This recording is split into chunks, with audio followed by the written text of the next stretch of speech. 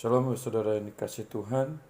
Saya akan melanjutkan kembali sesi selanjutnya dari apa yang sudah saya sampaikan, bahwa kemarin saya sudah menjelaskan tentang penggenapan janji Bapa yang digenapi dalam diri Yudas Iskariot dan juga di dalam diri Matias.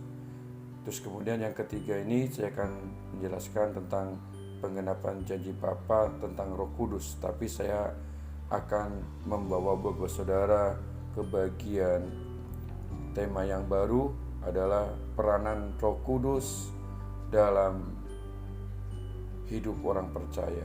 Jadi peranan Roh Kudus dalam hidup orang percaya. Jadi kita ada karena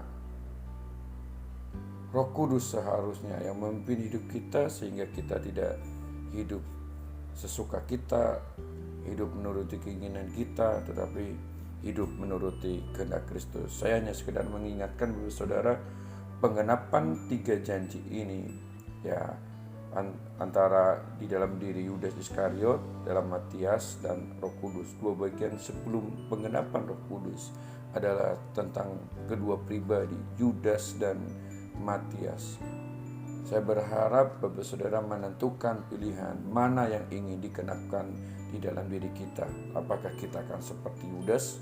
Saya berharap tidak, tapi saya ingin Bapak Saudara adalah orang-orang yang seperti Matias. Memang dulu kita bukan masuk di dalam golongan, tetapi karena kita percaya kepada Kristus, maka kita saat ini ada di dalamnya. Dan ketika kita ada di dalamnya seperti sekarang ini, mari kita akan tetap terus setia sampai akhir.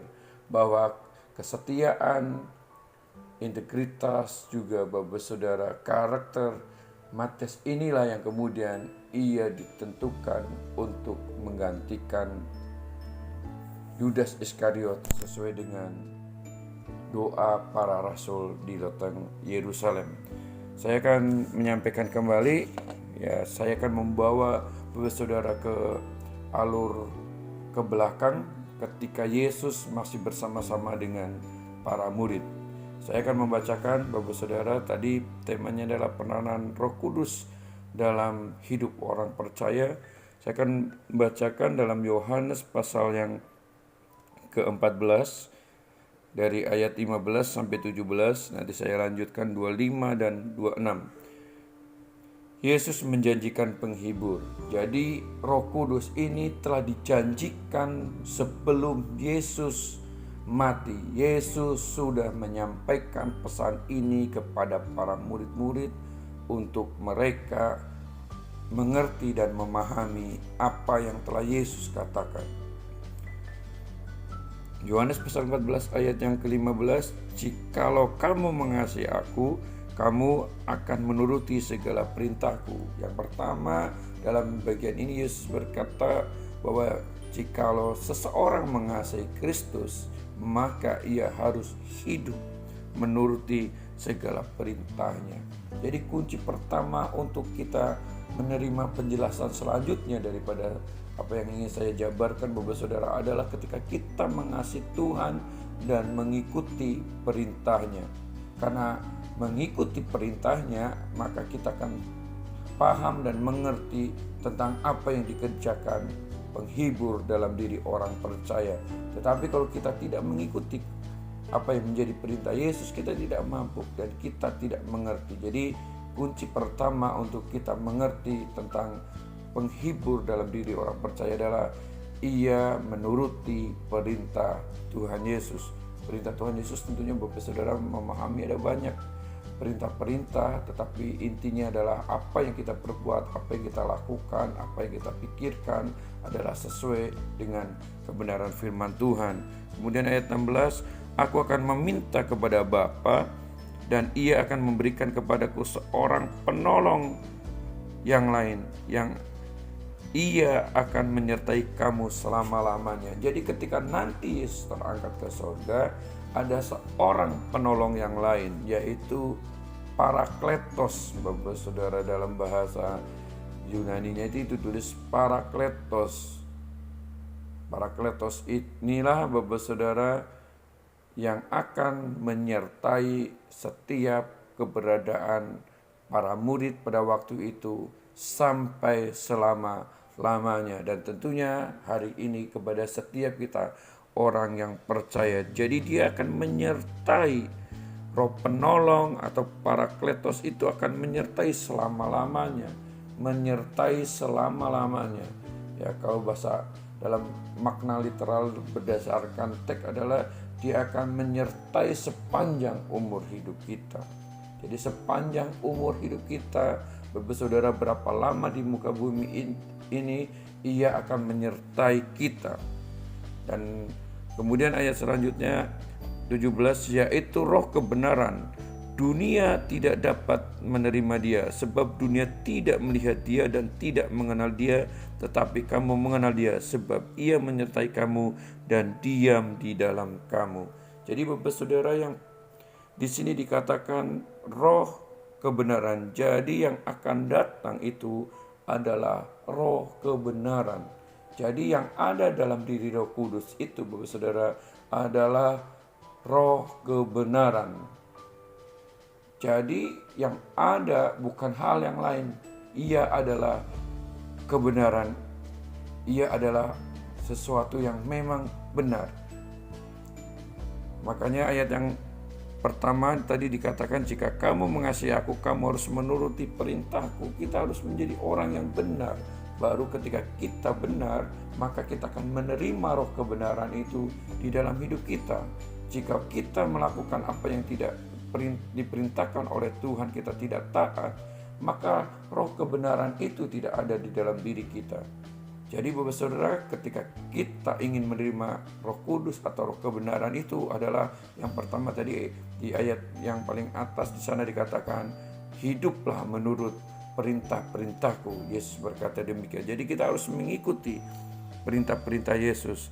Di sini dikatakan dunia tidak menerima dia. Betul, dunia tidak bisa menerima roh kebenaran itu, Roh Kudus, karena ia benar. Sementara dunia hidup di dalam segala hal yang berhubungan dengan duniawi, yang tidak sesuai dengan kehendak Kristus, yang selalu keberadaannya adalah kontra, ya, selalu tidak sesuai. Makanya di sini dikatakan dunia tidak mengenalnya. Kemudian di sini dikatakan dunia tidak dapat menerima dia, sebab dunia tidak melihat dan tidak mengenal dia. Dunia tidak mengenal kebenaran. Hanya orang-orang yang mengasihi Kristus ialah orang-orang yang mengenal kebenaran. Jika Bapak Saudara adalah mengasihi Kristus dan hidup di dalamnya, maka engkau adalah orang-orang yang hidup dalam kebenaran. Dan ketika engkau hidup dalam kebenaran, maka di sini dikatakan, tetapi kamu mengenal dia, sebab ia menyertai kamu dan akan diam di dalam kamu. Jadi ketika kita hidup di dalam kebenaran, maka kita mengenal kebenaran yang ada di dalam diri kita karena kita taat dengan perintah Tuhan. Inilah yang membuat kita mengenal roh itu, mengenal Roh Kudus yang adalah dalam konteks ayat ini adalah dia roh kebenaran. Oleh sebab itu hiduplah dalam kebenaran supaya kita mengerti apa yang menjadi kehendak dan pimpinan Roh Kudus di dalam hidup kita, karena dia adalah roh kebenaran. Kalau kita tidak hidup dalam kebenaran, kita tidak akan mengerti, kita tidak akan memahami, dan kita tidak akan bisa untuk berjalan harmoni dengan Roh Kudus. Hiduplah dalam kebenaran supaya kita senantiasa dituntun olehnya. Dan di sini dikatakan, tetapi kamu mengenal dia sebab ia menyertai kamu dan diam di dalam kamu. Jadi ia Roh Kudus atau roh kebenaran itu akan tinggal di dalam diri kita jika kita hidup dalam kebenaran. Di sini dikatakan ia akan menyertai kamu dan dia akan tinggal. Jadi bukan hanya mungkin istilahnya di samping kita, tetapi dia ada di hati kita dan ia akan menyertai kita sampai selama-lamanya. Saya akan membahas bagian ini saja Bapak Saudara. Jadi dari apa yang saya sampaikan kepada Bapak Saudara, yang pertama adalah peranan Roh Kudus dalam diri kita adalah supaya menuntun setiap kita orang yang percaya hidup dalam kebenaran, hidup sesuai dengan perintah Tuhan. Roh Kudus dicurahkan di dalam hidup kita, dan setiap orang yang percaya dia menerima Roh Kudus supaya setiap kita hidup dalam kebenaran. Saya percaya ketika ada Roh Kudus di dalam diri kita, maka ketika kita menyimpang dari jalan Tuhan, maka dia akan menyatakan, memberitahukan di dalam nurani kita. Dia akan menyampaikan, hai anakku, perbuatanmu tidak berkenan, perbuatanmu tidak sesuai dengan apa yang Allah kehendaki. Jangan engkau teruskan, tetapi pasti dia akan berkata, engkau harus kembali ke posisi semula dan engkau hidup di dalam kebenaran. Saya percaya setiap pribadi lepas pribadi, kita pasti pernah Roh Kudus berbicara di dalam nurani kita, di dalam hati kita, untuk mengingatkan kita melakukan suatu tindakan yang tidak berkenan kepada Tuhan. Yang pertama, peranan Roh Kudus dalam diri orang percaya adalah menuntun kita dalam kebenaran, karena Ia adalah Roh kebenaran. Saya berharap dan saya berdoa biar di tengah keadaan yang sulit, keadaan yang sukar ini, kita tetap hidup menuruti perintah Tuhan, dan kita mulai mengerti, memahami, supaya kita hidup dalam kebenaran Kristus. Sehingga ketika kita hidup dalam kebenaran Kristus, maka Roh Kudus yang akan menyertai kita, dan Roh Kudus yang akan tinggal, Dia yang akan menjadi penguasa, Dia yang akan menjadi Tuhan, Dia yang menjadi Allah dalam hidup kita, sehingga perbuatan kita tidak menyimpang ke kanan dan ke kiri, supaya kita mengerti kehendak Bapa. Jika kita mengerti kehendak Bapa, saya percaya tadi dikatakan Ia akan menyertai kita. Kalau Ia menyertai kita, maka Ia sanggup menolong hidup kita, Ia sanggup memberkati kita, Ia sanggup memampukan kita melewati masa-masa yang sukar, karena kita tidak pernah sendiri. Ada Roh Kudus yang akan menyertai kita sampai selama-lamanya. Kiranya kebenaran ini akan memerdekakan Bapak Saudara supaya hidup dalam kebenaran dan hidup menuruti kebenaran Kristus Yesus, dan kita akan disertai dan Ia akan tinggal di dalam hidup kita. Kiranya Tuhan Yesus memberkati. Shalom.